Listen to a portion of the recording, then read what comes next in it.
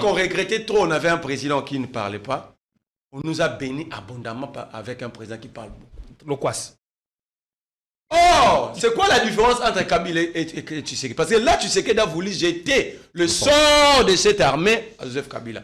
Oh, lui, il a trouvé une armée de clochards, clochardisés ou pas, mais une armée structurée d'abord. Mais Kabila avait trouvé quoi? À 29 ans. Il a trouvé ce qu'il a trouvé. Mais il ne s'est jamais plaint. Montrez-moi une seule vidéo où Kabila disait que j'ai trouvé une armée de clochards ou désorganisés. Kabila est 1000 fois meilleur en résolution de conflits et de crises que Tshisekedi. Mais comment ça? Mais je te dis, Kabila a fait face à 4 rébellions, MLC, 3 RCD, plus l'opposition ici. À 29 ans, il a accepté de résoudre le problème. Ça a accusé Bemba, ça a accusé qui que ce soit. Montrez-moi la vidéo de Kabila où il a accusé Bemba d'avoir pris les armes. Il est en connu. Bemba était avec les Ougandais. Vous avez déjà vu Kabila dire que non, il a vendu le pays, c'était traître. Il était avec les Ougandais, on ne parlerait pas s'il ne condamne pas l'Ouganda. Montrez-moi où le Mende et autres qui faisaient partie du RCD avec le Rwandais, où Kabila se plairait, je ne parlerai pas avec eux, mais Kabila a résolu le problème. Kabila a fait face à une crise multidimensionnelle sécuritaire, plus que Tshisekedi. Kabila a affronté 2 versions M23, CNDP M23. Tshisekedi n'affronte que le M23.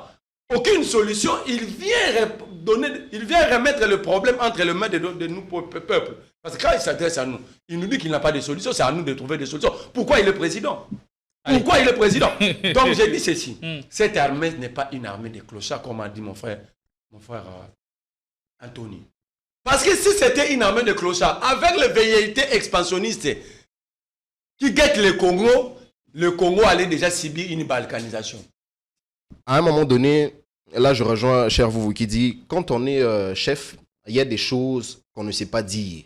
Il faut l'avaler entre vous. Entre guillemets, même si ça s'avérait vrai. On ne peut pas dire, par exemple, parce que deux fois, les choses que nous allons dire sont aussi les mêmes qu'on entend chez le président de la République. Il dit qu'il a trouvé une armée structurée. Cette armée structurée, parce que même dans son discours, vous allez entendre, il a dit « J'ai trouvé une armée de clochards, cette armée à qui on ne remettait aucune ration, qui partait au front avec pas de munitions. Et puis après, pardon, cette armée, je me réfère à son discours. Et puis après, cette armée a quand même fait des miracles. C'est lui-même qui le dit. On a demandé à l'armée de faire des miracles et il a réussi à faire des miracles. Ce qui veut dire, donc, cette armée qui est clochardisée. Qu'est-ce qui a changé? J'y arrive. Pendant ce temps, cette armée qui est clochardisée, qui avait fait des miracles? Ces miracles-là, parce qu'il y a quelque chose qu'on est en train d'ignorer. Cette guerre, on l'a subie depuis 30 ans. Mais en même temps, depuis ces 30 années-là, aucune ville de la RDC a été officiellement étrangère. Ça veut donc dire que ces militaires-là se battent. On peut pas négliger ces efforts. Donc pendant 30 ans, ces militaires ont toujours su défendre la nation. On a toujours nos kilomètres au carré parce qu'on ne peut pas dire, bon, même s'il y a l'agression, on ne peut pas dire qu'une ville, elle est partie, elle est devenue X, Y chose. Donc cette armée qui est clochardisée, là, entre guillemets, a su protéger la RDC pendant 30 ans. Et donc, il incombe au président de la République, quand il se rend compte que cette armée est clochardisée, entre guillemets, de prendre les mesures, justement, pour qu'à sa sortie médiatique, qu'il nous montre, d'ailleurs même, il n'a même pas besoin de dire, ce sont des choses qu'on va constater. C'est-à-dire, on va se rendre compte que cette armée-là a quitté d'un point A à un point B, et donc on se rend compte qu'il y a une certaine amélioration. Confort, classe, luxe, à la fois moderne et vintage. Un mix de sensations qui vous offre des expériences personnalisées, uniques et inoubliables. Désirez-vous entrer dans une autre galaxie? Alors bienvenue à Joua Palace. Nous vous proposons 2 appartements spacieux offrant un salon convivial, une cuisine moderne et 3 chambres élégantes pour un quotidien serein, 2 salles de bain raffinées pour votre confort et votre bien-être. Pour vos linges, notre buanderie professionnelle est mise à votre disposition. Une sécurité 24 heures sur 24 sous une lumière permanente grâce à notre générateur de grande capacité, loin de coupures intempestives d'électricité. Joua Palace vous offre également la connexion Internet haut débit, un système de mobilité intégré grâce à notre charroi automobile de première classe. Où croyez-vous être? Vous êtes à Kinshasa et nous sommes Joua Palace, situé au numéro 7 avenue Kassai, quartier GB, commune de Ngaliema, à 3 minutes de boulevard du 30 juin, près de Minot-Congo. Voulez-vous faire l'expérience? Contactez-nous au +243 81 60 33 128. N'attendez plus, faites de Djoua Palace votre nouveau chez vous.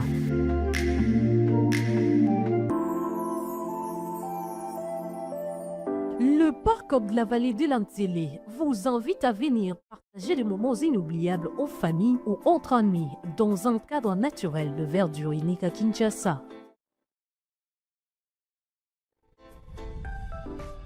Notre safari vous permettra de vous sentir en vacances et de découvrir nos lions, crocodiles, antilopes, buffles, éléphants, hippopotames et bien d'autres animaux dans le milieu sauvage et naturel.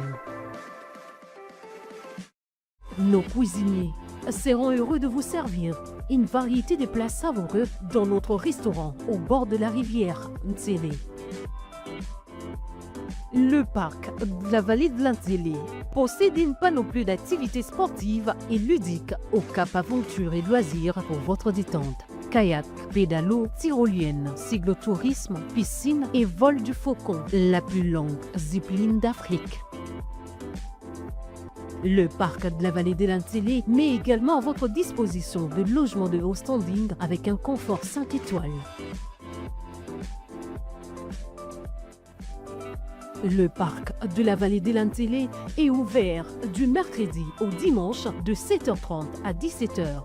Pour tout renseignement, contactez-nous au plus 243 89 60 32 713 ou encore au 243 81 231 68 82.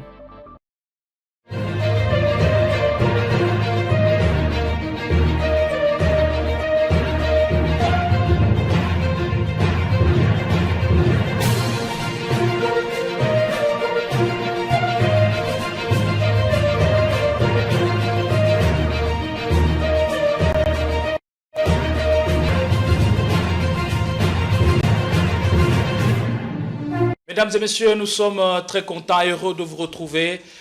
Vous êtes bien entendu sur Politicon, la force du détail. Vous l'avez remarqué depuis le vendredi dernier que nous avons un new look. Oui, la culture de l'excellence nous pousse à faire les choses avec le souci du détail. C'est ainsi que nous avons tout cassé pour recommencer, renaître, pour dire mieux. Et donc, comptez avec nous pour ce tout dernier virage pour 2025. Nous vous revoici pour vous servir avec la même motivation, la même énergie. Merci de votre confiance et de votre disponibilité. Vous êtes bien entendu sur Politicon. Merci de continuer à nous regarder, à vous abonner, à commenter et surtout à aimer nos productions parce que nous avons considéré que chaque clic, chaque abonnement, chaque commentaire ça représente beaucoup pour nous. Et c'est donc cet engagement pouvait être récompensé en vous proposant ce qu'il y a de mieux à vos yeux. Merci et nous revoici, c'est lundi 15 décembre pour décortiquer l'actu qui défraie la chronique à République du Congo. Vous êtes sans ignorer que l'actu reste dominée par la situation sécuritaire sur terrain. On en parlera.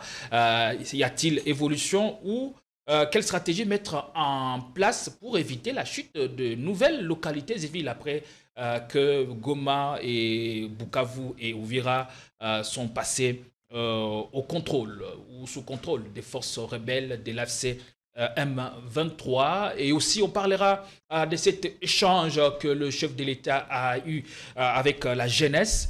Beaucoup de choses ont été dites. Nous allons revenir avec en prenant les à côté de cet échange, de cette rencontre importantissime avec la jeunesse et qui a eu à dire un certain nombre de choses. Aussi le mérite que le chef de l'État reconnaît à la ministre de la jeunesse, Grace Coutinho. Oui, ça fait débat et ça suscite parfois l'adhésion et la défection dans divers camps. Merci de nous rejoindre.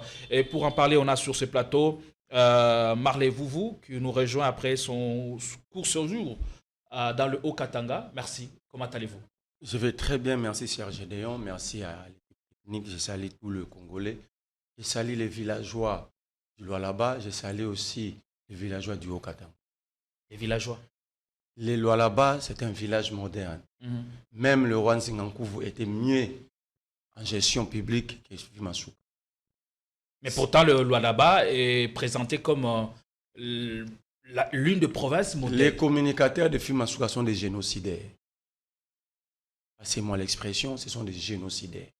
Tous nous avons besoin d'argent, tous nous avons besoin de survie, mais pas en vendant nos âmes, pas au détriment des milliers d'âmes, pas parce que, comment pouvez-vous dire que le Lualaba s'est développé sans électricité, sans l'eau?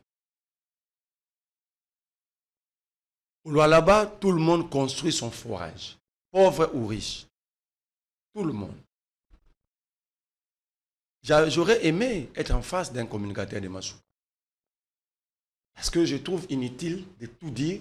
Pendant qu'ils ne sont pas là, ils vont dire on ne leur a pas offert le moyen de se défendre.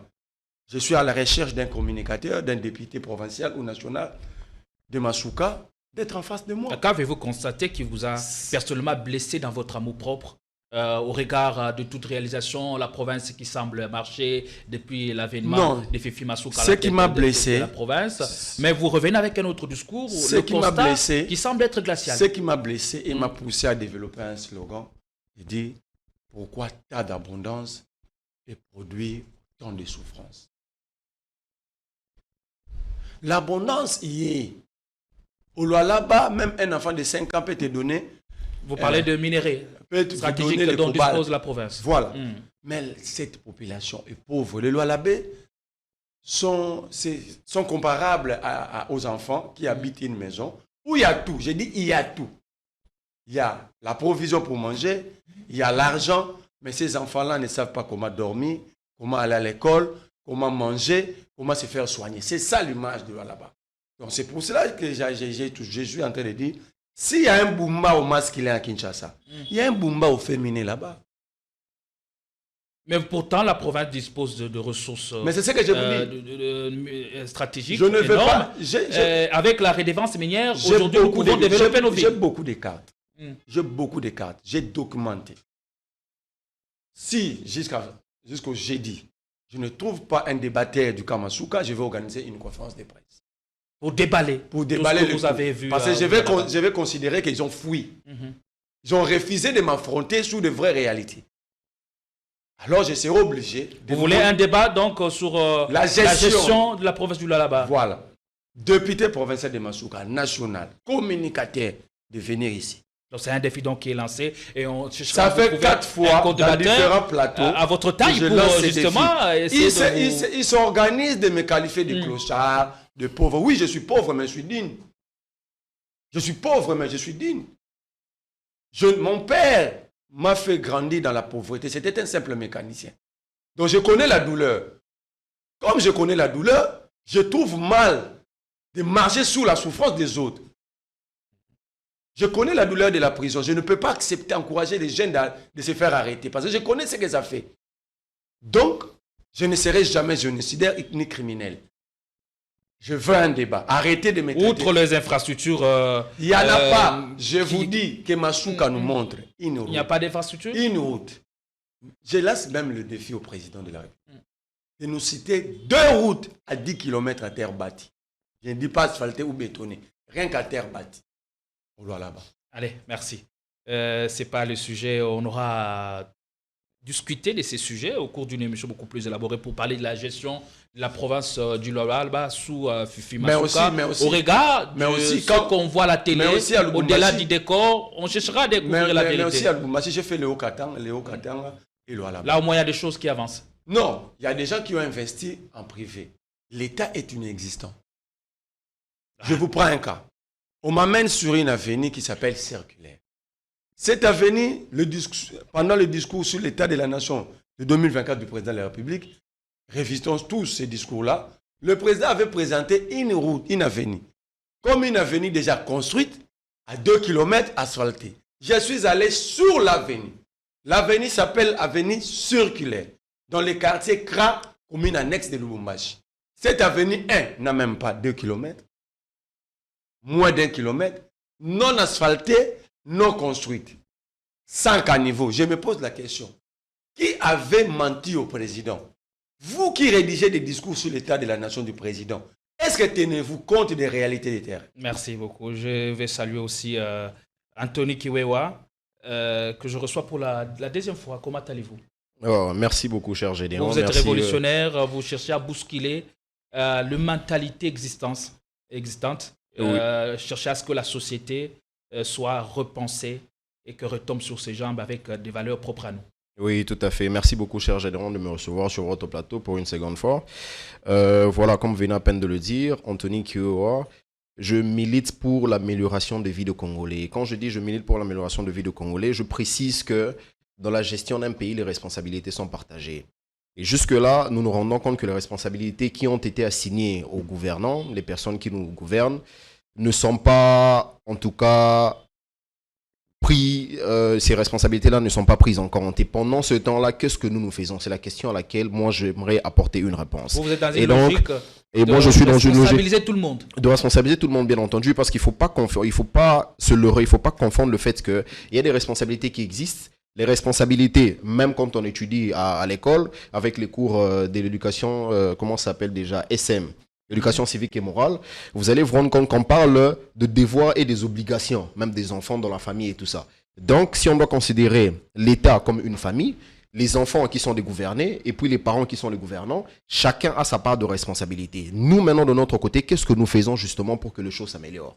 C'est là que je suis pour militer en fait que nous prenions nos responsabilités face aux choses qui nous concernent et qui nous tourmentent tous les jours. Vous êtes donc en politique?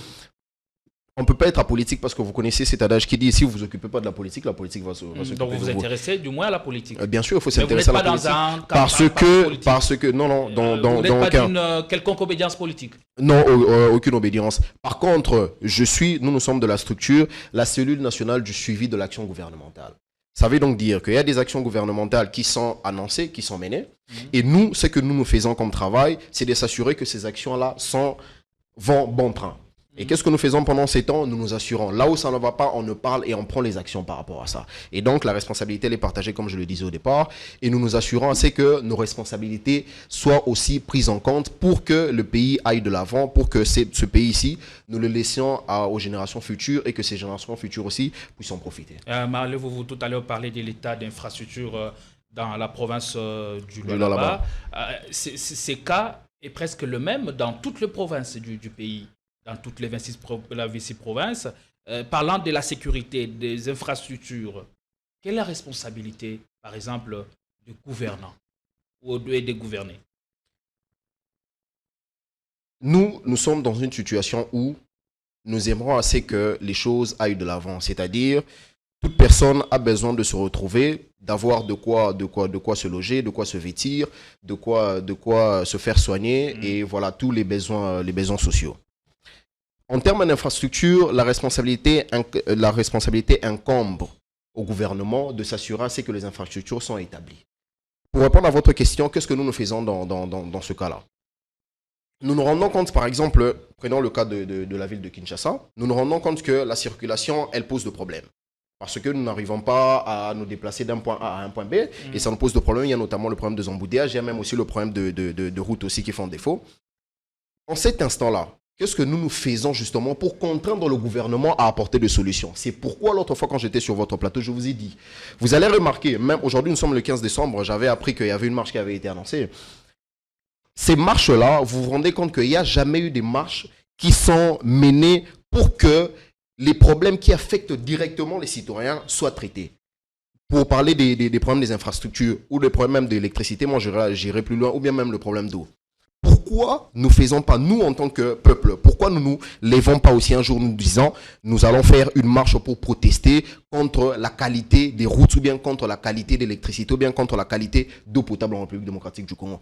Et quand nous ferons ce marche-là justement pour mettre la pression sur le gouvernement, nous apporterons aussi des propositions. Notre devoir aussi, comme on disait des États-Unis, Kennedy, ça c'est la parole qui a toujours été, qui est en vogue. Il ne faut pas demander aux États-Unis qu'est-ce que les États-Unis ont fait pour vous, qu'est-ce que vous faites pour les États-Unis. C'est-à-dire, quand nous nous plaignons de quelque chose, nous apportons aussi les propositions par rapport à ça. Et maintenant, c'est que je plains. Et vos propositions et c'est que je plains, c'est là où je m'aboutis. Pression sur les autorités par des marches, par des actions de terrain, le pousser à agir au mieux de leur capacité pour donner des réponses concrètes aux problèmes de la population? Dans un premier temps et dans un 50 ans aussi, il ne faut pas seulement que le gouvernement se dise nous allons par exemple faire une route qui quitte de magasin jusqu'à la gare centrale. Alors que là où la population se déplace beaucoup plus, où la population a besoin de beaucoup plus de choses, dans ces coins et recoins, l'attention gouvernementale n'a vraiment pas d'importance. Vous allez vous rendre compte que ici, quand il y a des actions qui sont annoncées, on ne se concentre que sur le centre-ville. Or, les personnes qui vivent, je ne vais pas appeler ça des coins reculés, les personnes qui vivent loin du centre-ville ont aussi besoin de la même qualité de routes qu'il y a à Gombe, qui doit aussi se passer aussi, je dirais, Angeli Saint-Thérèse, qui doit aussi se passer aussi à Kisanso, qui doit se passer aussi à Bumbu. On ne peut pas nous dire que quand il y a une bonne qualité de route juste sur le boulevard du 30 juin, que voilà les infrastructures en République démocratique du Congo sont bonnes. Et c'est là justement que nous militions pour que ces attentions soient portées sur une beaucoup plus, je dirais, une plus grande envergure justement pour que les actions soient présentes. Allez, on ouvre le débat. Marley Vouvou, on a assisté à un week-end mouvementé, intense. Le chef de l'État a bien jugé défendable d'avoir un échange direct avec la jeunesse, au cours duquel beaucoup de choses ont été dites. Et elle a profité d'ailleurs de cet échange pour saluer le travail énorme Kaba, la ministre de la Jeunesse, Grace Coutinho. Mais une phrase qui choque, qui suscite adhésion et défection, c'est quand le chef de l'État parle qu'il a hérité d'une armée des clochards. Question directe et première question. Quel message le chef de l'État voudrait-il envoyer en parlant d'une armée des clochards dont il a hérité? Je vais répondre à votre question, je crois, à 2 ou 3 étapes, mais permettez-moi de rencontrer mon frère sur le plateau. Anthony. Les peuples, au jour d'aujourd'hui, par rapport à la structure mise en place, structure fiscale du Congo, le peuple n'a pas de responsabilité. Oui, la responsabilité peut-être de faire pression, étant que contributeur dans la caisse de l'État. Mais la responsabilité n'est pas partagée. On est dirigé par des irresponsables plutôt. Parce que vouloir ou pas, tout citoyen congolais paye la taxe. Mais comment vous pouvez ne pas reconnaître la responsabilité de la population? Parce qu'on a toujours dit chaque peuple mérite ses dirigeants. Mais c'est ça que la responsabilité des Congolais, c'est lorsque les Congolais refusent d'aller dans le contrôle citoyen, refusent de maintenir une pression sur ses dirigeants. Mais du côté fiscalité, le peuple s'acquitte. Parce que les taxes sont directes, comme on dirait, par exemple, la TVA, c'est beau des millions de dollars. Tout le monde, femme maraîchère comme bureaucrate, paye la TVA. Tout le monde. Vous achetez un chassé biscuit de 500 francs, il y a le 16%. Donc déjà, sur ce point, les Congolais sont disciplinés. Parce que nous achetons chaque jour. Et tout le monde. La question maintenant, ou la responsabilité de la population, c'est que lorsque vous payez, mais vous ne voulez pas suivre l'utilisation de ce que vous contribuez. C'est là où il y a le problème. Moi, j'ai appelé à 3 marches. La mentalité aussi de la population, la maturité populaire pose aussi problème. Moi, j'ai organisé des marches. Mes gens, mon groupe, ont été arrêtés à Bandal. Nous avons été gazés à Tchangou. Mais c'était quoi le mobile? Réclamer l'électricité, réclamer l'eau, réclamer l'emploi, réclamer la mobilité. Parce que la mobilité, la circulation fait partie des moteurs de développement. Quand vous circulez avec difficulté, vous prenez du retard pour arriver dans le lieu de travail, c'est-à-dire que vous produisez moins. Un travail qui devait être fait pendant 16 heures, mais vous travaillez pendant 8 heures à cause des embouteillages. Donc tout ça, ça impacte sur l'économie, sur plusieurs choses. Même ça occasionne des morts. Aujourd'hui, nous voyons des ambulances être bloquées dans les embouteillages. Et surtout avec la mentalité congolaise, on ne sait pas que c'est une ambulance, il faut s'ouvrir, même s'il y a des embouteillages. Non. Mais il n'y a pas que ça, Marley. Vous voyez aussi le stress quotidien que nous procure ces embouteillages. Tout ça. Mais vous ne pouvez pas... Ça dit, moi, je me pose la question. Comment est-ce qu'ils ont décidé de construire des routes? Oui, on ne peut pas abandonner la ville. Mais la ville ici, tout le monde est d'accord que la ville ici n'a plus d'importance. Il faut ériger une nouvelle ville. Parce que la ville a 9 965 km, mais quand vous prenez la ville habitée, elle ne représente même pas 20%. Ça veut dire qu'une grande partie de la ville est vide. Alors que le 20 millions ou le 21 millions vivent dans la précarité. Parce qu'aujourd'hui, la chaleur que nous vivons à Kinshasa, ce n'est pas dit simplement des règlements climatiques. Alors que répondez-vous à une mais certaine aussi opinion? Les corps, il faut dire aux gens que le corps humain produit plus de la chaleur. Ouais, quand on le met à 150 ici, vous mettez 10 splits, on risque de ces splits suffoquer. ne vont pas fonctionner. Alors que répondez-vous à une certaine opinion qui pense que le Belge n'a pas su bien construire ces Non. Le développement doit suivre les données démographiques. Les Belges, ils avaient construit par rapport à la donnée démographique de cette époque-là. Les Belges ont quitté cette ville en laissant que 350 000 habitants. C'était suffisant. Mais après le Belge, ne soyons pas des citoyens irresponsables. 65 ans après, nous parlons encore de Belges. Bon, si les Belges ils avaient mal construit, qu'avons-nous fait après les Belges? Après les Belges, nous avons fait quoi?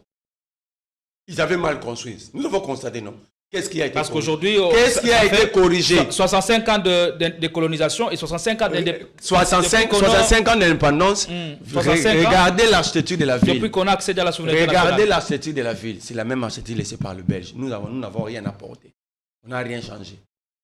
Et comme conséquence directe, il y a eu évolution démographique. Ça commence à poser problème. Je réponds à votre question. Tu sais qu'est dit? Champion en changement des narratifs.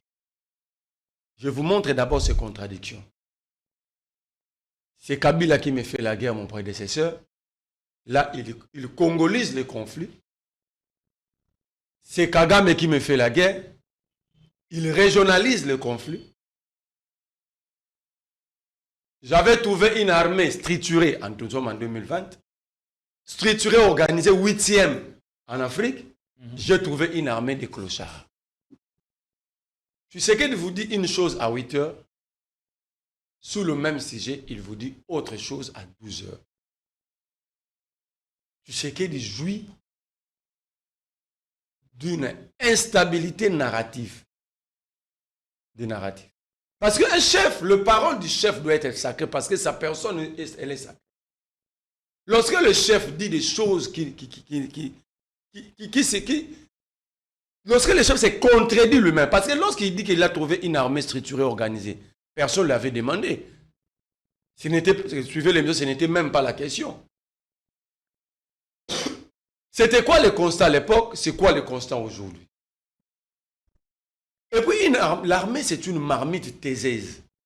Il y a des mots qu'on peut dresser à l'armée. Parce que on discute avec celui qui a la parole, celui qui a la parole. L'armée, c'est la grande muette. L'armée n'a pas de parole. Donc, ils ne savent pas comment répondre. Donc, le président a fait le choix de discuter avec le muet. Donc, c'est un choix délibéré. Mais il est le commandant suprême des forces armées. armées. Mais comment appelle-t-on le commandant suprême d'une armée de clochards? Si le commandant suprême gère une armée de clochards, on l'appelle comment?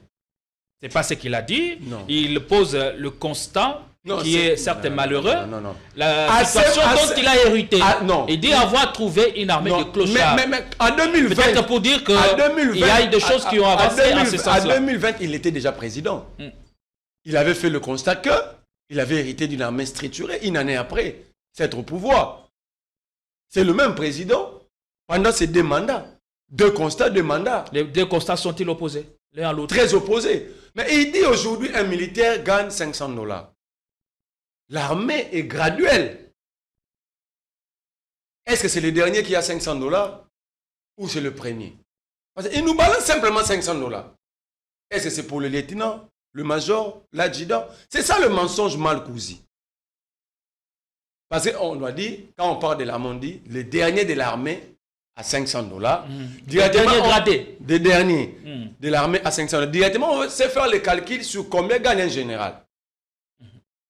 Mais quand le président nous dit, aujourd'hui, les militaires touchent $500. Donc, il prend les généraux, les colonels full, les colonels, les lieutenants-colonels, tous, ils ont $500 alors. Et c'est quoi le dernier mois où un militaire congolais a touché $500? Peut-être lui, il vit dans des bureaux climatisés. Quand il sort, il est dans le cortège, on l'ouvre les routes, les voies pour partir. Nous qui vivons avec ces militaires, où est-ce qu'ils touchent ces $500? Moi qui vis à Liguala, je suis à proximité du camp Kokolo. Qui est ce militaire qui a $500? Ça, c'est une insulte à l'armée. Et ce n'est pas la première fois que le président insulte notre armée. Il en a fait à plusieurs étapes. Un, quand il dit notre armée est composée que des infiltrés et traîtres. Ça, c'est une insulte.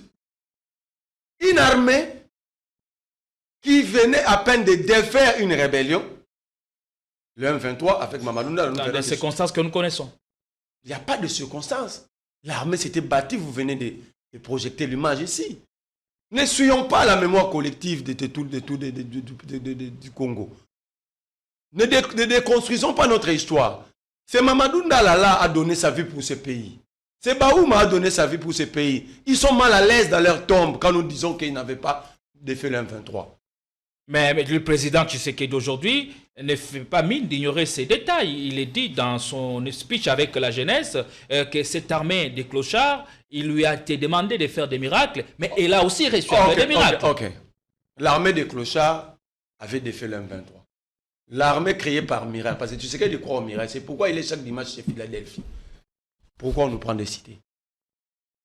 Pourquoi les rebelles avancent? Lui qui a... Parce qu'il voulait... En fait, il voulait dire, j'ai réussi à réformer l'armée. Ça, c'était notre père démarche. Non, c'est ce qu'il a voulu dire. J'avais trouvé une armée de clochards, j'ai opéré des miracles, j'ai réformé l'armée. C'était ça le message. C'était ça le message. Qu'il voulait faire passer. Voilà, face aux jeunes. Mais ces jeunes-là, heureusement, c'était une jeunesse créée dans des pâtisseries de l'Union sacrée. Comment ça, Marley Vouvou? C'est une jeunesse parce que cette Union sacrée n'est composée que des pâtissiers capables de créer une jeunesse à eux. Les jeunes qui a pris parole, qui dit qu'il c'était un infortuné, il est sorti d'une famille sans griffes, alors que c'était un habitué des couloirs de la présidence de la République. Il a même des photos avec la première dame. Des conseillers. Comment le président peut tomber si bas comme ça? C'est pourquoi j'ai dit que Kabila doit arriver. Donc il n'est pas arrivé là par hasard. Non, tu sais qu'il savait. C'est quelque chose d'organisé. C'est pourquoi moi, vous, mon frère Anthony, ne nous ne pouvons jamais être invités. On ne peut jamais être invité. On ne t'invitera jamais là-bas. Ces jeunes qui mentent à la nation. Donc tu sais qu'il démontre à la jeunesse comment mentir à la République. Il prend parole devant le père de la nation. Mais il a quand même dit la vérité au chef de l'État. Il parle de la situation que rencontrent les jeunes. Quand on tourne un film, ce ne sont pas les réalités que nous vivons chez nous. On donne l'impression d'être vrai, non? C'était une mise en scène. Mais c'est orchestré. Mais les jeunes ont dit habillement la famille sans griffe. Mais nous avons des photos, des conseillers président, des directeurs à cabinet, des maman Denise. Comment? Qu'on nous explique. Donc le président, tu sais qu'il dit le peu de dignité qui lui reste, il doit démissionner. Allez, il a manqué respect. Le président nous a manqué respect. Je l'ai dit avec beaucoup d'amertume que le président ne pouvait pas atteindre ces niveaux. Il a voulu être en face de la jeunesse, il devait être en face d'une vraie jeunesse. Pas une jeunesse créée dans le pâtisserie au niveau de la présidence de la République. Venir faire... Parce que quand vous parlez des questions de la jeunesse, le Congo a 120 millions d'habitants. 70% de cette population n'est composée que des jeunes. Alors, il faut être en face de vraies jeunesses pour débattre de vraies questions. Mais faire de tels montages. Et le président dit, cette fille-là qui n'a jamais été à l'école est la meilleure de tout le ministre. On reviendra, on y reviendra. Non, je suis par là. On y reviendra. Si Grace Coutinho est la meilleure, ça démontre le niveau de la vision qu'a fait le président de la République. On va y revenir, merci. Soufflez un peu. Anthony Kiwewa, hier, on a suivi le chef de l'État qui disait installer son Kiji à Goma avant de se rebuffer quelques mois après, qu'il n'a pas besoin d'aller habiter à Goma pour agir. Aussi, il a dit qu'il va créer plus de 6 millions d'emplois. Avant de dire que l'État ne fournit pas d'emploi aux jeunes. Encore celui qui, aujourd'hui, parle d'une armée de clochards. En 2019, ce n'est pas ce qu'il disait. Il parlait d'une armée structurée qu'il a héritée de son prédécesseur, Joseph Kabila. Question directe, Anthony Kiwewa. Que révèle tout ceci? Est-ce que ce sont de contradictions inouïes, flagrantes, ou de changements de dynamique tout simplement? Merci beaucoup, cher Gédéon. Avant que je ne réponde aux questions, j'aimerais rechuter par rapport à ce que mon co-débatteur, cher vous, il a dit. Les responsabilités, moi je maintiens. Les responsabilités, elles sont partagées. Je maintiens.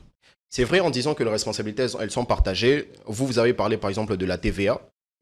La TVA, bien entendu, vous avez pris une thématique peut-être qui, bien entendu, de ce côté-là, ne fait pas partie de la responsabilité de citoyens. Parce que quand on paye les TVA, je m'achète mon téléphone, je m'achète du pain, j'achète, je sais pas moi, ceci.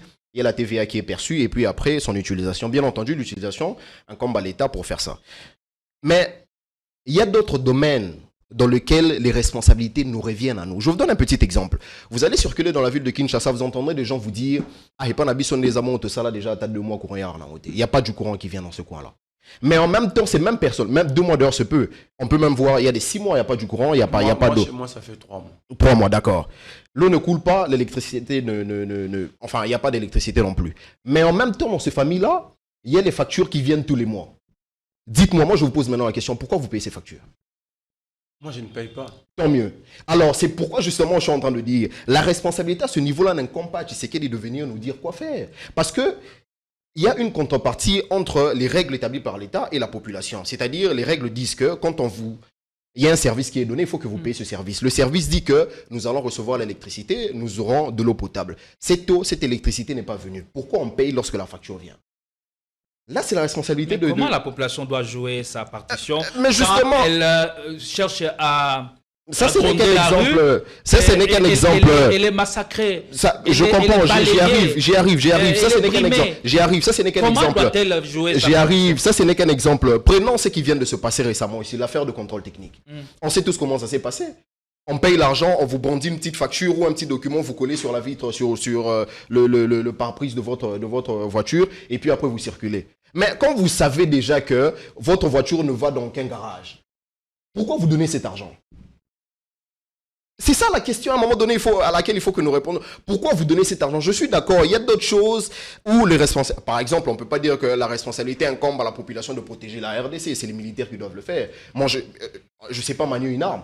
Je ne peux pas dire que j'ai une responsabilité par rapport à ça. Mais il y a des cas flagrants où la responsabilité incombe à la population justement de manifester face à ce qui n'est pas correct. Je vous ai donné cet exemple, il y a pas mal d'exemples.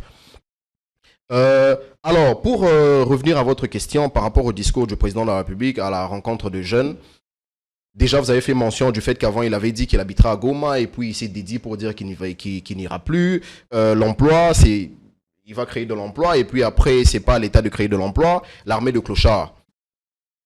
Vous savez, à un moment donné, là je rejoins cher vous qui dit, quand on est chef, il y a des choses qu'on ne sait pas dire. Il faut l'avaler entre vous. Entre guillemets, même si ça s'avérait vrai.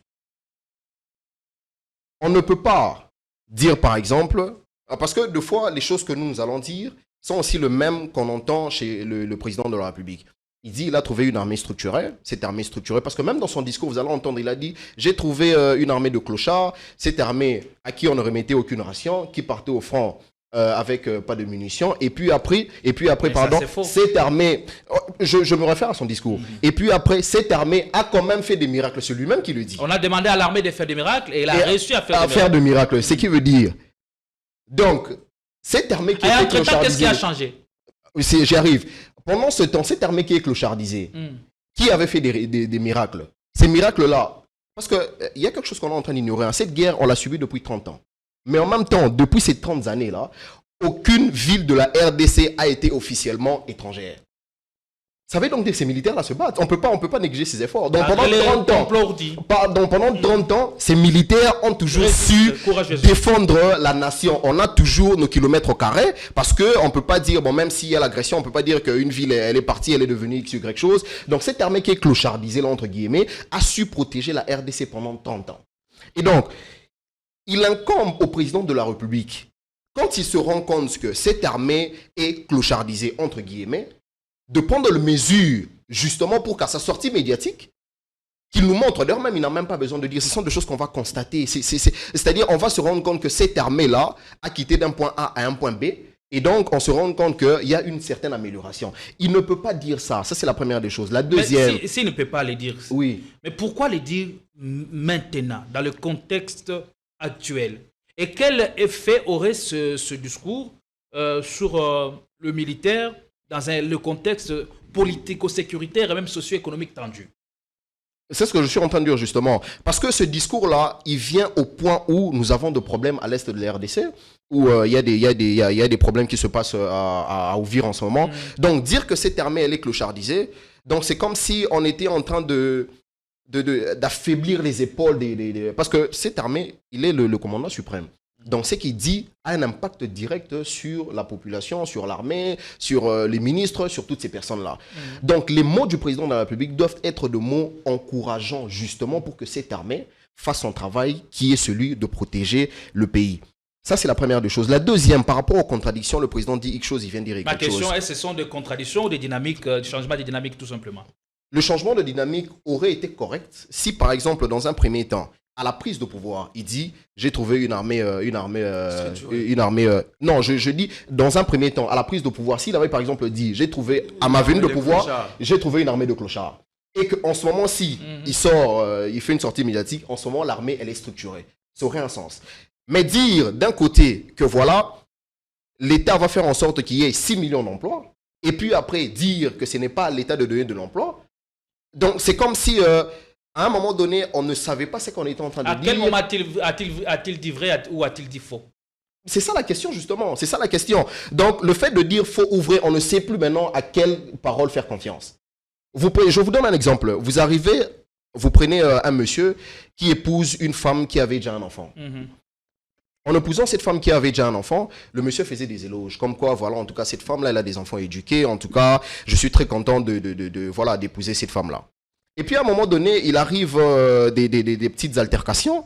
Le même monsieur dit « Ah, en tout cas, cet enfant-là, dehors, il est très très mal éduqué. Hein. Ça, en tout cas, c'est l'éducation de son père avant. » Mais quand vous étiez en train d'épouser cette femme-là, vous savez que cet enfant-là n'était pas le vôtre. Vous l'avez accepté, vous l'avez adopté, et donc l'éducation qui va suivre, la responsabilité vous incombe. Parce qu'en ce moment, cette armée-là, justement, qui a été clochardisée, là, l'armée qu'il a trouvée, on suppose que c'est l'armée qui avait été laissée par Kabila qui a été clochardisée. Vous comprenez? Alors, dans un premier temps, on dit que cette armée, d'abord, elle était structurée, on faisait des éloges à Kabila pour dire qu'il a laissé l'armée structurée. Et maintenant, après sa sortie médiatique, je pense que c'était en Belgique, où il disait que la FCM 23, c'est Kabila. Vous allez vous rendre compte que toutes les sorties médiatiques après sont en train de dénigrer le gouvernement passé. Ça veut donc dire qu'en ce moment-là, c'est comme s'il y a un problème qui est né et on est en train de sulter l'enfant qu'on avait accepté avant. Parce que le même président avait aussi tenu un discours, je pense que c'était à l'Imité, où il disait, en tout cas, Kabila, on peut tout dire de lui, mais après, lui, en tout cas, il doit être considéré à l'UDPS maintenant comme un partenaire. Et puis après, on dit que ce même Kabila, qui devait être considéré comme un partenaire, est celui qui soutient la FCM 23, l'insurrection, celui qui veut faire l'insurrection. À un moment donné, maintenant, la question qui doit être posée au président de la République, à quelle parole il faut faire confiance? Maintenant, vous êtes revenu plus d'une fois, avant que vous ne repreniez la parole. Vous parlez de l'armée qui a été clochardisée. Tout à fait. Mais il y a lieu de relever toute la nuance, et même la différence. Que je sache, il y a un écart énorme, une différence énorme entre une armée de clochards et une armée clochardisée. Quand on parle d'une armée de clochards, on parle de toute la chaîne. On part du commandement au recrutement. Et là, c'est tout l'ensemble du corps qui est concerné. Mais quand on parle d'une armée clochardisée, peut-être on ne se limite qu'à l'organisation structurelle. Quelle est la différence à relever par rapport à ça? Parce que vous êtes revenu plus d'une fois en parlant de l'armée clochardisée, alors que le mot du chef de l'État était j'ai trouvé une armée des clochards. C'est-à-dire des gens sans éthique, sans valeur, sans formation. Et là, je me dis, il parlait de tout l'ensemble du corps et même du niveau de ceux qui étaient recrutés. Oui, merci. Mais ça, c'est juste, je dirais, c'est un jeu de mots. Parce que quand on dit une armée clochardisée, c'est un jeu de mots, vous le pensez? Oui, je le pense justement. Parce que quand on dit une armée clochardisée, mais cette armée, elle doit être clochardisée parce qu'elle est composée de personnes qui sont des clochards.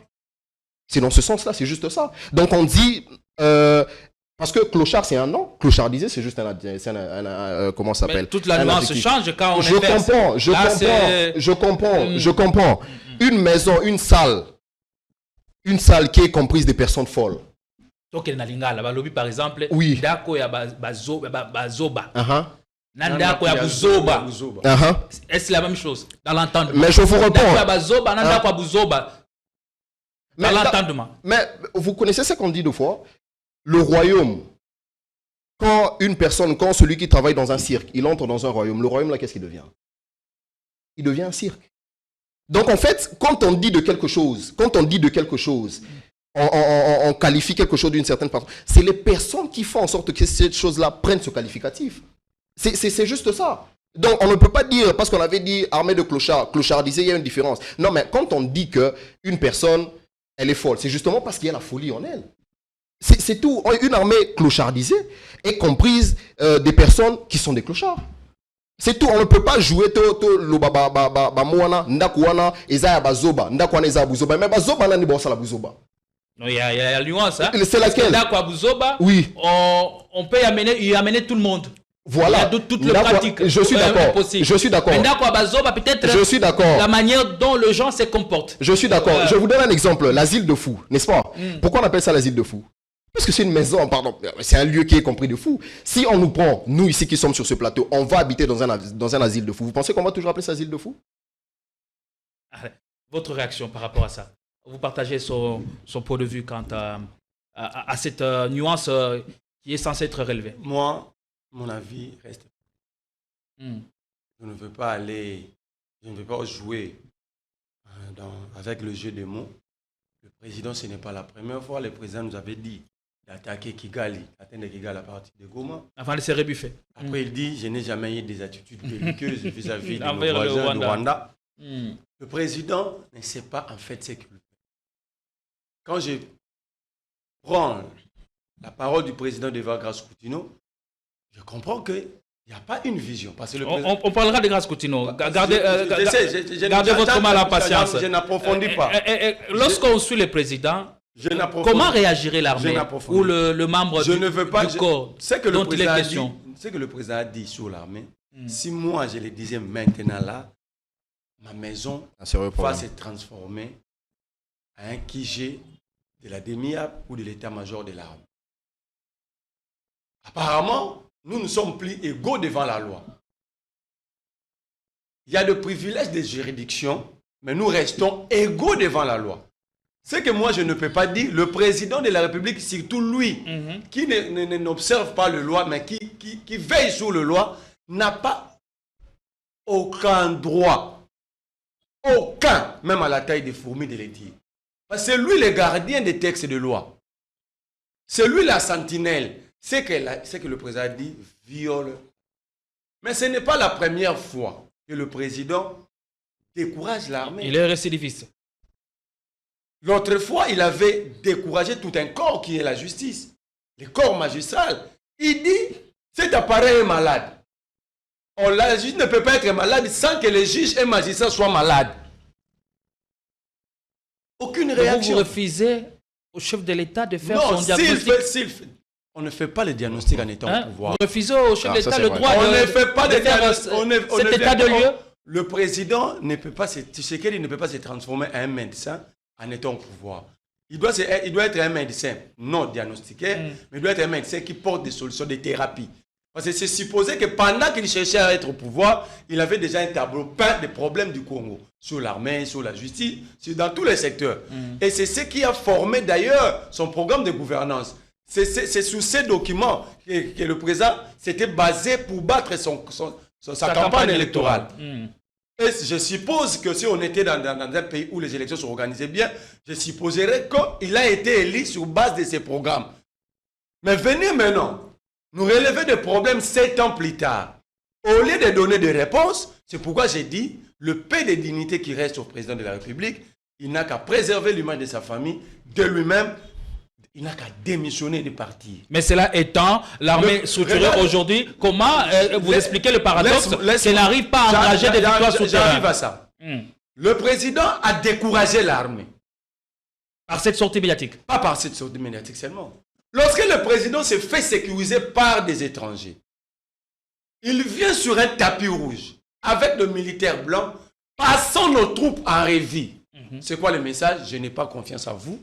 Je me fais sécuriser par des étrangers. Donc, vous restez dans vos missions régaliennes avec la population. Moi, j'ai besoin de ma sécurité. C'était l'élément de démotivation, de déconstruction de l'armée. C'est un corps. Un corps, vous arrachez un bras à un corps, ça veut dire que ce corps-là n'est plus complet.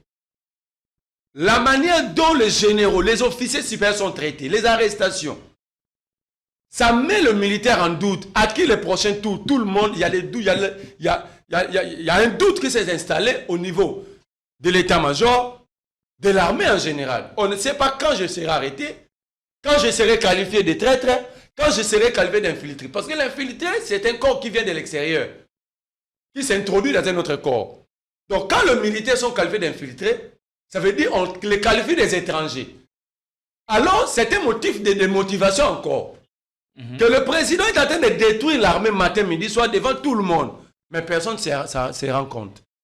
Quand il dit que l'armée est composée de traîtres. Mais 7 ans plus tard, combien d'années Ibrahim Traoré avait eu besoin pour réduire sensiblement l'impact du terrorisme? 3 ans et 2 ans. Vous comparez le problème à ceux du Burkina Faso? Non, je prends la sécurité. Ou du Mali et d'autres pays. Je ne parle pas de l'importance des pays. Je prends la sécurité. Je ne dis pas que Tshisekedi devait porter la solution totale au problème du Congo, mais le développement étant un processus cumulatif, il devait jouer son rôle à son époque. Le rôle qu'il ne joue pas, il est plaintif, il est pleurnichard. Le président ne nous propose rien comme solution. Le président ne vient que se plaindre. J'ai trouvé une armée de clochards, j'ai trouvé une armée infiltrée, j'ai trouvé une armée de traîtres, j'ai trouvé que les fonctionnaires ne sont pas payés. Mais dans tout ça, il n'a jamais pris le temps de nous proposer que j'avais trouvé ça. Voici ce que je fais. Parce qu'un bilan, en fait, un bilan n'a pas besoin d'être évangélisé. Quand l'armée opère des miracles, déjà un président qui vous dit que l'armée a opéré des miracles, ce n'est pas un président. Le président devait, parce que c'était gestionnaire politique. L'armée, c'était notre domaine. Le président devait nous dire combien de réformes a-t-il apporté? Quelles sont les conditions qui ont changé parce que nous habitons Kinshasa? Mais quand il dit ça, ça suppose qu'il y a des réformes qui ont été menées. Kinshasa, je vous prends un cas, moi j'habite Lingoualé, quand le Fungula n'a pas de toilettes. Alors quand vous me parlez de réformes, dans les réformes, dans ces cadres ici, il y a aussi les conditions de vie. Un policier qui n'a pas de toilettes, je ne parle que de toilettes. Ceux qui habitent les camps de Fungula, mes voisins de Lingouala, nous suivent. Mais il dit avoir changé la Il a changé quoi? Et les conditions de ces militaires le plus grand, et de leurs dépendants. Bano bayi bagaliboso ya kankokolo ba téléphone bana ba soda. Si réellement le président avait changé. Avez-vous le. Mais je vous dis, la preuve de ce que vous dites. téléphone bazonga na rataka. Vous avez identifié Gazaman Nassona. Mais attends, à côté d'un camp. On n'accède pas dans un camp militaire comme si on était sur un boulevard. Ok? Il a accédé parce qu'ils ont reconnu que c'est leur enfant. Ok? Et moi, la victime, je suis venu pour entrer aussi, suivre le volet. On m'avait empêché d'entrer. Dit, il faut montrer la carte. Pendant que j'ai sorti la carte, vous pensez que le voleur allait rester là? Vous comprenez? S'il a changé la vie de militaire, ce n'est pas à lui de le dire simplement. On allait voir. Prenons que le clochardisme, c'est lorsque les militaires qui montent dans des terrasses. Mais ils le font jusqu'à aujourd'hui. Ils le font. Mettez-vous sous les arbres ici à Kinshasa. Vous allez voir des blessés de guerre. Ceux qui font le cirage ici sont les enfants des militaires. Donc le président, si ce n'était pas sur un plateau de télé, j'allais dire que le président a menti. Mais ce n'est ni mon éducation, je ne peux pas le dire. S'il y a des choses entre-temps qui... Alors le président le dit... Mais comment sur terrain on n'arrive pas à observer... Je suis maintenant là. Le président le dit... Ou le niveau de cette armée... Moi j'ai comme... même de mettre à mal... J'ai comme l'impression que tellement qu'on regrettait trop, on avait un président qui ne parlait pas. On nous a bénis abondamment avec un président qui parle beaucoup. Le Kouas.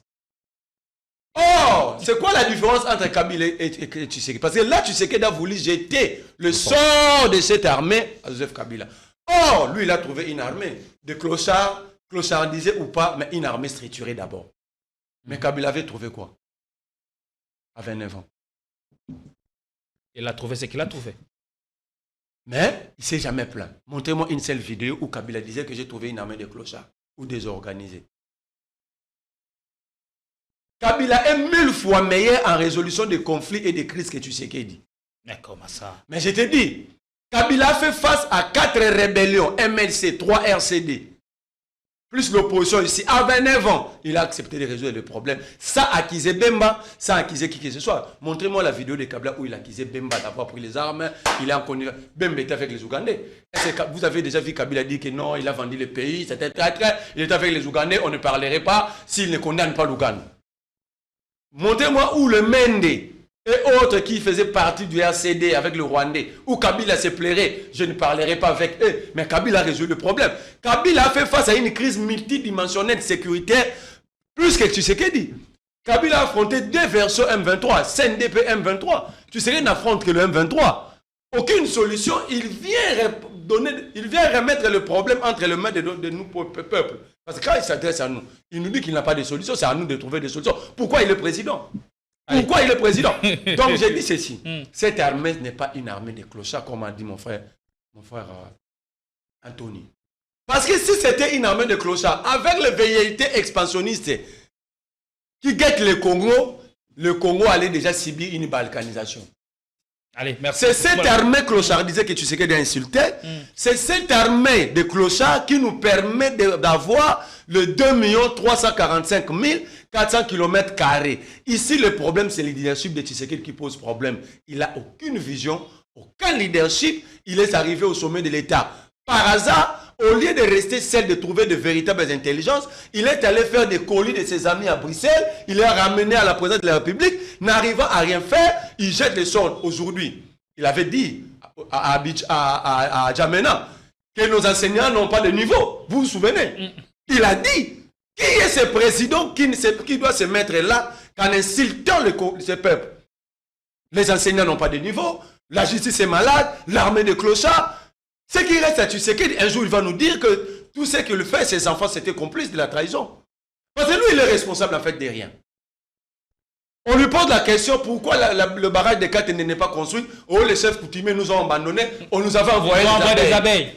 Qui est ce président, mon Dieu? Est-ce que nous sommes maudits parce que nous sommes Congolais ou c'est vraiment une réalité que nous vivons? Merci beaucoup. Anthony, vous allez proposer des solutions.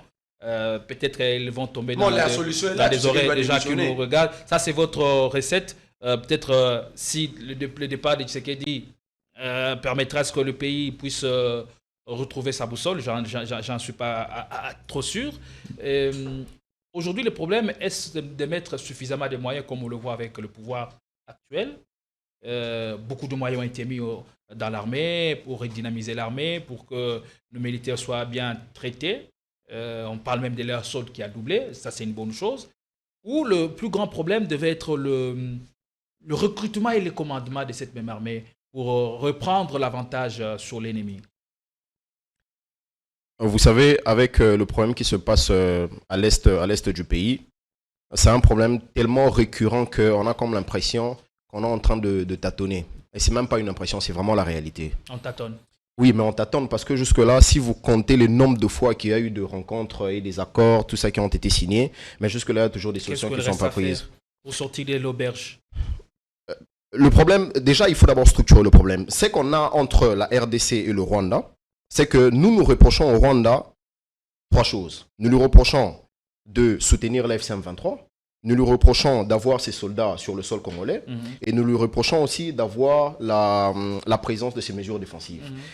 De son côté, le Rwanda reproche à la RDC de soutenir le FDLR.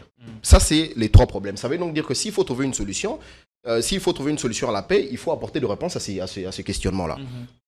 Et pour ce questionnement, justement, vous allez vous rendre compte que dans l'accord qui vient d'être signé, là, c'est beaucoup plus, le poids revient beaucoup plus à la RDC qu'il ne revient au Rwanda, alors que nous, on lui reproche 3 choses. Il est plus demandé à la RDC qu'au Rwanda. Bien sûr. Si vous parcourez l'accord, vous allez vous rendre compte que l'accord a 19 pages. J'ai étudié cet accord. Je l'ai vraiment lu minutieusement. Vous allez vous rendre compte que... Et à votre avis, c'est un accord asymétrique? En tout cas, ce n'est pas cet accord qui va résoudre la guerre. Pourquoi je le dis? Parce que si vous lisez cet accord, vous allez vous rendre compte que le mot FDLR a été repris au moins 43 fois. Et quand on reprend le mot FDLR, neutraliser les FDLR ont été repris au moins 20 fois. Ça veut dire qu'avant que le Rwanda ne lève ses mesures défensives, c'est-à-dire l'accusation qu'on porte au Rwanda d'élever ses mesures défensives, le Rwanda nous demande à nous de neutraliser le FDLR. Donc, sans la neutralisation des FDLR, il une... n'y a pas la levée de mesures défensives, n'est-ce pas? Mais on sait tous qu'en même temps, le Rwanda est en train de soutenir l'F-23 pour prendre nos localités et tuer nos compatriotes. Mais où est-ce que dans cet accord, on est en train de faire mention du fait que le Rwanda doit cesser son apport à l'F-23 et de deux, le Rwanda doit aussi retirer ses soldats du sol congolais. C'est la raison pour laquelle, si vous lisez la résolution 2773 du Conseil de sécurité des Nations Unies, vous allez vous rendre compte que ça a été dit noir sur blanc, que le Rwanda doit cesser son soutien à l'FCM23 et doit retirer ses soldats du sol congolais. Et plus loin, je pense, dans le point 5, plus loin dans le point 5, on est en train de dire la RDC, le Rwanda doit poursuivre des mesures diplomatiques pour arriver au conflit. Ça veut donc dire que les mesures diplomatiques qui devaient être mises en place devraient reprendre ce que le Conseil de sécurité des Nations Unies émettait comme problème. Mais ça n'a pas été mis ici. Et qu'est-ce que vous voulez? Ça, c'est la première des choses. Deuxièmement, qu'est-ce qu'on a fêté ici à Kinshasa? C'est ça le problème quelquefois on a en République démocratique du Congo. Je pense qu'à un moment donné, il faut qu'avant que nous ne fassions quelque chose, que chacun de son côté voie un peu ce qui est en train de se passer et se fasse une idée. Parce que si on se réfère toujours à ce que les gens qui nous demandent d'applaudir le chef de l'État quand il revient parce qu'il vient de signer cet accord, donc c'est comme si on nous demande de ne pas lire cet accord et de nous soumettre seulement à ce qu'ils sont en train de dire. Cet accord, c'est pas ce qui va résoudre la guerre. Mais il y a Kaikwamba qui a rappelé, interpellé l'ONU, Kaikwamba, la ministre des Affaires étrangères, qui dit que depuis 9 mois, ce Conseil n'a posé aucun acte concret pour faire appliquer sa propre résolution, ni pour assumer pleinement sa mission. Il n'y a eu que des appels et des mises en garde sans la moindre action. Et ce n'est pas le seul appel d'ailleurs. Il y a aussi, j'ai vu sur la page de l'ambassade des États-Unis qui dit l'ambassade des États-Unis est en train de condamner l'agression rwandaise, c'est-à-dire les hostilités qui se passent à Uvira. Elle a bien raison d'interpeller le Conseil de l'ONU. En fait, c'est que le problème ici, elle n'a pas raison. Pourquoi elle n'a pas raison? Parce que le Conseil des Nations Unies ne fera que parler et puis la mise en place de ces choses-là incombe aux parties prenantes. Si vous lisez cet accord, on fait mention de la résolution 2773. Je l'ai vu nulle part. Oui. Je l'ai vu nulle part. Mais ça arrive en dernier ressort, presque vers la fin. Ça n'a pas d'importance dans l'accord. Justement, écoutez, si elle doit intervenir après. Cher Gédéon, si vous lisez l'accord économique conclu avec les États-Unis, vous allez comprendre que la charge de résoudre cette crise incombe aux Américains. Alors même pas ça, quand vous lisez l'accord économique, je parle bien de l'accord. Oui, l'accord économique, bien sûr. Les États-Unis ont leurs intérêts. En fait, ils ne vont pas le faire. Parce que quand vous suivez maintenant Boulos, l'envoyé spécial de Donald Trump dans la souris, j'ai dit, l'armée congolaise, lorsque vous continuez de garder des personnalités militaires sanctionnées par l'administration américaine dans l'administration militaire ici, c'est difficile pour l'administration américaine d'intervenir. Si vous lisez, j'allais dire, il y a un point ici, si vous lisez quelque part, vous allez vous rendre compte qu'il est dit, il y a un conseil permanent de surveillance qui est compris, le comité qui est compris de l'Union africaine, du Qatar et des États-Unis. Le comité conjoint de surveillance. Le comité conjoint de surveillance. Il est compris de ces trois-là, l'Union africaine, le Qatar et les États-Unis. Et quelque part dans cet accord, il est écrit noir sur blanc. Les partis siégeant au comité de surveillance n'ont aucune obligation de faire appliquer ce qui est dit dans cet accord. Donc, les responsabilités incombent à l'État. Par conséquent, j'ai vu une publication d'un député qui était en train de dire ils vont aller siéger devant l'ambassade des États-Unis pour réclamer l'implication des États-Unis. Mais les États-Unis, c'est des pays qui respectent les règles. Vous pouvez dire ce que vous voulez, mais ce qui n'est pas écrit, ce n'est pas ce qui fait rang. Ici, il est dit que ce n'est pas leur obligation de faire appliquer ce qui est dit dans cet accord. Par conséquent, la première des choses, il serait peut-être mieux, cet accord, en tout cas il y a aussi la possibilité, les partis qui veulent mettre fin à cet accord disposent de 60 jours pour faire arriver la lettre à l'autre partie et cet accord va tomber caduc. Dans un premier temps, il faut d'abord laisser cet accord. Ça va être trop mécanique pour arriver à l'objectif de paix que nous voulons maintenant. L'objectif de paix, vous voyez ce qui se passe entre l'Ukraine et la Russie. Au même moment, les mêmes États-Unis sont aussi sur la table des négociations en invitant Trump, en invitant Poutine, en invitant Zelensky. Mais en même temps, l'OTAN est en train de soutenir l'Ukraine militairement. Ça veut donc dire qu'à un moment donné, pour qu'on arrive sur la table des négociations, il faut aussi que nous nous battions militairement justement pour que nous arrivions à trouver des solutions. On ne peut pas oublier les fronts militaires. On ne peut pas parce que la Russie jusque-là, si vous vous rappelez du discours de Poutine, il disait qu'il pourra même prendre l'Ukraine je pense en 2 semaines, il avait dit quelque chose comme ça. Mais vous vous rendez compte que c'est depuis au moins 3 ans que cette guerre continue. Elle continue pourquoi? Parce que l'Ukraine aussi est en train d'être soutenue militairement. Ça c'est un point. Je chute. Vous savez, toutes les guerres qui existent au monde, ce qui se passe à l'est de la RDC, ce n'est pas la première guerre qui existe au monde. Vous comprenez? Il y a eu une guerre entre Israël et puis Israël et l'Égypte. Et comment toutes ces guerres se sont soldées? C'est là que je vais arriver. En 1948, l'Égypte n'a pas voulu reconnaître la création d'Israël. Il a attaqué l'Israël et il a pris une partie de l'espace israélite ou israélien, comme vous voulez. Après, l'Israël aussi a répliqué en reprenant cette partie-là qui était prise par les Égyptiens. Le président Jimmy Carter, en 1978, appelle les 2 nations, représentées justement par leur président, et il leur fait asseoir pour signer un traité de paix. Et ce traité de paix s'appelait l'espace contre la paix. Donc, on a remis l'espace qui revenait à l'Égypte, et puis après, le traité de paix a été signé, et jusqu'à présent, il n'y a pas des hostilités. Ça veut donc dire qu'à un moment donné, avant de négocier, il faut que le rapport de force aussi soit à un même niveau. Jusque-là, le rapport de force sur terrain, parce que jusque-là, nous nous rendons compte que l'avancée de l'FCM 23 est en train de nous faire subir beaucoup plus de problèmes. Et si nous ne répliquons pas, militairement parlant aussi, on risque d'être obligé de négocier, et quand on sera obligé de négocier avec cet FCM 23, ce sera aussi selon les termes de celui qui est plus fort sur le terrain. Et ça, c'est la chose qu'il faut vraiment éviter à tout prix. Merci beaucoup. On va chuter. Vous avez 1 minute 30, s'il vous plaît, pour conclure. On parle quand même de la mention spéciale à la ministre de la Jeunesse, Grace Coutinho, à qui le président de la République a jeté des fleurs. Vous partagez, c'est quand même ce point de vue du chef de l'État, qu'il juge la Grace Coutinho comme l'une des meilleures pièces qu'il a trouvées au sein de ce gouvernement. Il y a des questions très importantes que nous pouvons aborder. Moi, je ne peux pas être ici parler de cette fille-là, Grace Coutinho. C'est ma petite sœur. Elle a 25 ans. Et ça aussi, c'est une question importante. Elle fait bien son travail aujourd'hui. Elle assure le pont entre le président et la jeunesse. Et c'est ce dont le président avait besoin depuis tout ce temps. La personne adéquate, c'est Grace Coutinho, il a dit. Le président trouve que Grace Coutinho, c'est une personne adéquate à gérer la jeunesse. Ça démontre tout ce que le président représente pour cette population. Prendre quelqu'un qui n'a jamais été à l'école, la faire passer comme modèle de toute une génération, c'est un problème. Parce que cette fille n'a jamais été à l'école.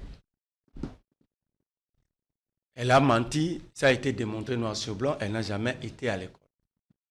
Tout ce qu'elle a fait dans la vie, c'est porter la Bible de son père. Alors le président dit, Grace Coutinho avait passé brillamment le test. Je me pose la question, c'est une question de compétences. Le service enquête sur le passé de chaque personnalité qui est censée être nommée par le président, ou c'est le président qui passe le test, qui fait passer des tests aux membres du gouvernement. Ce test a été basé sur quoi? Parce que le président dit, aux premières questions, c'était quoi la question? Quelle est la vision de Grace Coutinho? Ce n'est plus la vision du gouvernement. Chacun vient avec sa vision. Ce n'est pas la vision du président. C'est pourquoi il y a l'improvisation, il y a tout dedans, il y a le tout se laisser. Parce qu'il n'y a pas une vision globale que le gouvernement porte. Elle était seule à passer ces tests ou il y avait d'autres candidats? Je ne sais pas. Ça dit le président a pris pour la petite. C'est pourquoi je disais ici, apparemment Dieu a mal exaucé notre prière. On disait que nous avons un président, Joseph Kabila, qui ne parlait pas. Je vous donne quelqu'un qui ne parle pas beaucoup, mais qui sait travailler. Qui sait passer à l'acte. Vous ne voulez pas. Bon, je vous donne maintenant un bon parleur. Mais qui va commencer? Mais on a vu que Grace Coutinho s'est beaucoup amélioré. Il s'est amélioré. L'amélioration d'un dirigeant ne se résume pas par le verbe. Mais pourtant, vous l'avez trop critiqué. Quand elle prend des gènes fabriqués dans son cabinet comme dans une pâtisserie, le mettre devant le président, vous dites qu'elle s'est améliorée? Je vais citer par ce qu'a dit mon collaborateur ici, Anthony. Je vous dis chaque jour, Donald Trump, c'est un escroc. C'est un aventurier de mauvais goût, Donald. Il n'y a aucune différence entre Banakwata Nazandu et Donald Trump. La seule différence, c'est Zamundele ou Merci. Pourquoi je l'ai dit? Donald Trump a pris le courage. Regarde, c'est quelqu'un qui n'a pas peur du monde entier. Il prend parole devant l'Assemblée générale des Nations Unies pour dire, en réclamant même qu'il soit décerné prix Nobel de la paix, il dit, j'ai remis la paix entre le Cambodge et la Thaïlande. La guerre continue. J'ai restauré la paix entre le Congo et le Rwanda. Quand il a annoncé, l'accord n'était pas encore signé. Il a annoncé plusieurs résolutions, alors quand vous allez dans ce coin-là, les hostilités continuent. Il est en train de se croquer. Et quand vous regardez Trump, c'est un businessman. Et la dernière victime, c'est qui? C'est le Congo. Après Zelensky, c'est nous. Quand vous diagnostiquez Donald Trump, c'est un vrai businessman. Regardez l'équipe d'avance qu'il envoie négocier des traités, des accords d'exploitation des terres. Que deux hommes d'affaires. Que des hommes d'affaires. Son enfant qui gère son empire. C'est lui qui est à la tête des délégations. Donc, Trump est en train de faire les affaires. Merci beaucoup. Au nom des États-Unis. C'est Tshisekedi qui n'avait pas compris.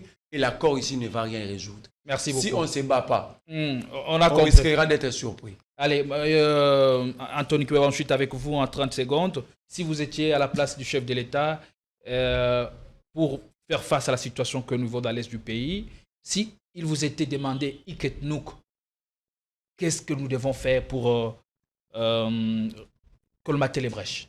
Je vous ai dit, en fait, lorsqu'il y a conflit, c'est le rapport de force qui dicte comment est-ce que le conflit... Dans le contexte actuel, que devons-nous faire? C'est ce que je suis en train de dire. C'est le rapport de force qui dicte comment est-ce que les choses devraient se passer.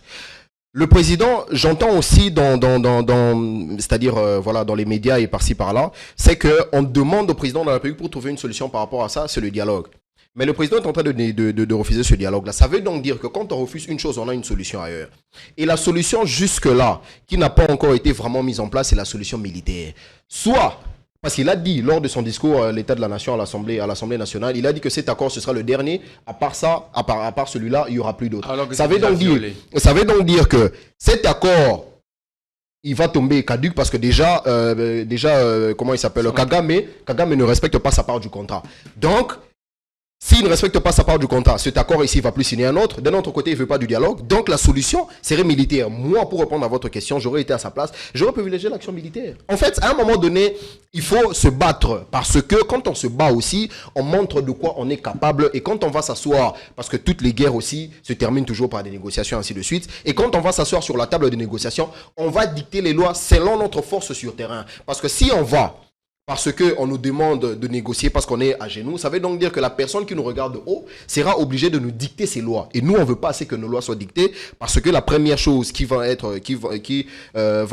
demandée, ce sera justement assez que nous cédions l'espace de la République démocratique. C'est ce que Donald Trump demande à Zelensky.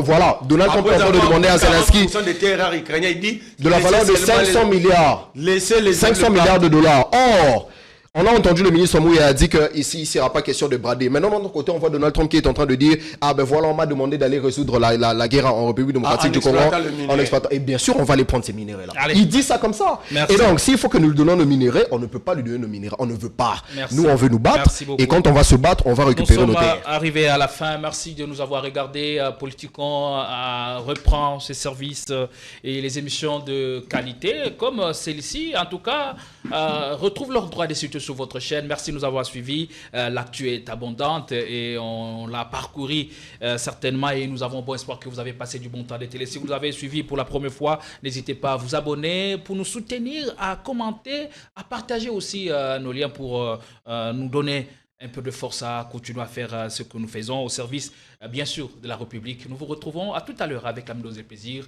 Bon début de semaine à toutes et à chacun. À tout à l'heure, mesdames. À tout à l'heure, messieurs, Inch'Allah.